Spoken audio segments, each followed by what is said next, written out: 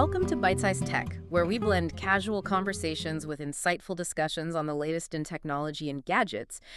Boy, have we got quite a grab bag of tech news today. Seems like it. Lots happening. Yeah, really. We're talking about everything from, whether your next phone will break the bank to robots showing off their dance moves. But dancing robots, always fun. Right. And even AI that can, bring your photos to life. Quite the spread. It definitely is. A lot to unpack. Okay, let's dive in. First up, something we all use constantly, phones.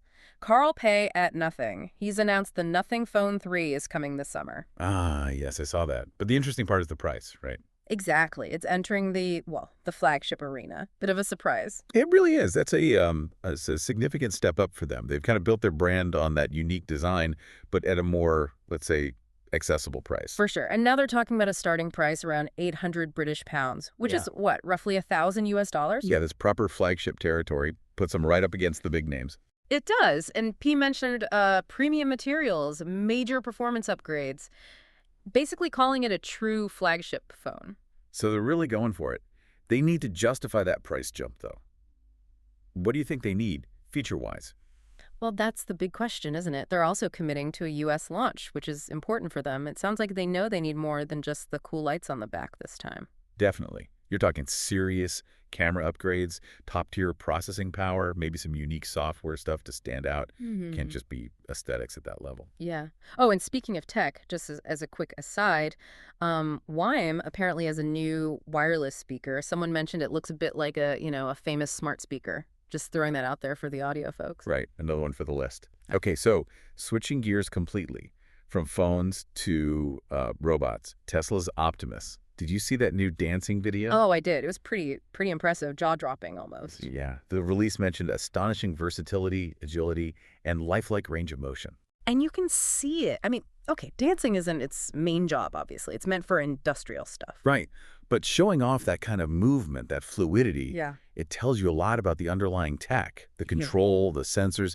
It's all got to be incredibly advanced. Exactly. It's a showcase, really. It shows what the hardware and software are capable of, which could translate to, really complex tasks down the line. Precisely. It's not just a gimmick. It demonstrates potential. Okay, so from physical movement to digital movement, TikTok's got this new AI thing called AI Alive. Oh, yeah, I read about that. Sounds kind of fun. It animates still photos, like in your stories. That's the idea. You pick a photo, hit the AI Alive button, and it adds movement, atmospheric effects, sound, turns it into a short little immersive video. Huh. So your old holiday snaps could suddenly, have moving clouds or something. Something like that, yeah. Yeah. It's basically democratizing that kind of simple animation. Makes content potentially more engaging, I suppose. I guess so. TikTok's calling it their first AI-driven image-to-video creation feature. Which probably means more is coming, right? Yeah. More sophisticated tools. It does make you wonder about how we'll view static images in the future. Will they feel flat? Interesting point. Okay, now for something that feels really, really next level, like proper sci-fi stuff. Apple apparently looking into brain-computer interfaces. Yeah, this one's pretty wild. They're reportedly working with a company called Synchron. Synchron, right. And they have this device, like a stent. Exactly. It's a stent-like device. And the fascinating part is how it's implanted. It goes into a vein that sits on top of the brain's motor cortex. On top, not drilled in. Right. Less invasive, apparently. And from there, it can read the brain signals related to movement. So it picks up on your intention to move. Wow. So it reads the signals your brain sends when you think about moving, say, your hand. That's a principle, yeah.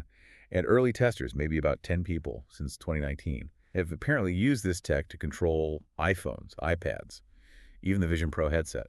Just by thinking, that's incredible. The potential there seems huge, especially for accessibility. Oh, absolutely. That's the most immediate and, frankly, profound application. For people with severe physical limitations, paralysis, this could be life-changing, giving them back a way to communicate, to interact with the world through technology. Yeah, it really puts the tech for good idea into perspective. It might sound a bit out there, brain implants, but the potential positive impact is just massive. It really is. It's pushing boundaries in a way that could genuinely help people. Okay, one more, and this one's a bit philosophical. AI and free will. Ah, yes, the bizarre topic, as the article called it. A Finnish researcher, Frank Martella. Right. He published a study in AI and Ethics, basically arguing that some modern AI agents already meet the philosophical conditions for what he calls functional free will. Which sounds like a huge claim. What are those conditions, according to him? Well, he lays out three: having goal-directed agency, so it tries to achieve things. Second, the ability to make genuine choices between different actions to reach those goals. And third, having control over those actions. Okay, so AI setting goals, choosing paths, and acting on them. And he thinks current AI does this. Apparently. He looked at examples like the Voyager agent that played Minecraft and even theoretical military AI systems. His argument is they tick those boxes, functionally speaking. Functionally. That's a key word there. It's not saying they feel free, but that they operate as if they have free will. Exactly. And the implication, he suggests, is that if they have functional free will, maybe they could eventually have moral responsibility, which then means we'd need to build in, like, moral frameworks. That opens up a massive can of worms, doesn't it? Especially thinking about AI making critical decisions. It's interesting this came out not long after that whole thing with ChatGPT being overly agreeable and needing a rollback. Shows how complex AI behavior is becoming. It really does. So much is happening so fast. Definitely keeps things interesting. Absolutely. Well, that's a whirlwind tour for today. From $1,000 phones and dancing bots to AI animating your pictures and even brain control and philosophical AI debates. Never a dull moment in tech, that's for sure. Not at all. Thanks for tuning in to Byte-Sized Tech. If you enjoyed the episode, you know the drill. Like, comment, share, and subscribe for more fun tech discussions. Yeah, let us know in the comments maybe which of these developments caught your eye the most. Was it the dancing robot, the brain interface, the AI free will thing? Always curious to hear what you think. Until next time, keep exploring.